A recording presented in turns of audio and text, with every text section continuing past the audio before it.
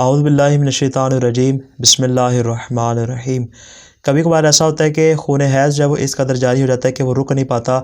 यानी आम तौर पे जो मखसूस अय्याम होते हैं, जो मखसूस आदत होती है, उस आदत से हट के जो है वो खून हैज़ मुसलसल जारी रहता है और वो बिल्कुल भी बंद नहीं होता। हदीस मासूमी ने इसको एक बीमारी करार दिया गया और इसका इलाज करना बहुत ज़्यादा ज़रूरी है। यहाँ पे हम इंशाल्लाह दो तरह की चीज़ें नकल करेंगे। सबसे पहली चीज़ है गुस्ल करना।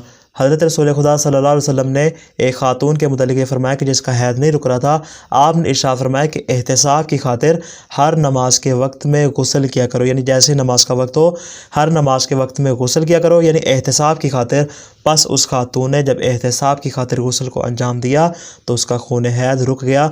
यानी यहाँ फ़कत गुस्ल करना मुराद नहीं है, बल्कि गुस्ल करने का मतलब एहतिसाब करना। यानी इंसान एक किस्म का हिसाब मांगता है कि वो खून हैज़ को यानी रोकने के लिए गुस्ल करता है कि मैं पाकीज़गी चाहता हूँ, जबकि वो पाकीज़गी नहीं चाहता। तो जब एहतिसाब की हालत में इस गुस्ल को अंजाम देगी तो इंशाल्लाह इसके तुफ़ैल ये खून हैज़ रुक जाएगा। और इसका दूसरा इलाज है दाल का बना हुआ आटा इस्तेमाल करना, चाहे उसकी रोटी इस्तेमाल करना या पानी मिला के उसको लिक्विड की सूरत में इस्तेमाल करना, किसी भी सूरत में इस्तेमाल किया जा सकता है। अली इब्न महज़ियार कहते हैं कि मेरी एक कनीज़ को हैज़ आया और इस कदर वो मुसलसल जारी रहा लेकिन मुनक़ते ना हुआ, यहाँ तक कि वो मौत के करीब जा पहुँची। तो इमाम बाक़िर अलैहिस्सलाम ने हुक्म दिया कि इसे दाल का आटा दिया जाए।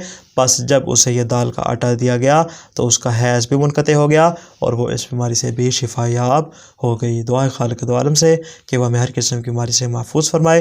अस्सलामु अलैकुम व रहमतुल्लाहि व बरकातहू।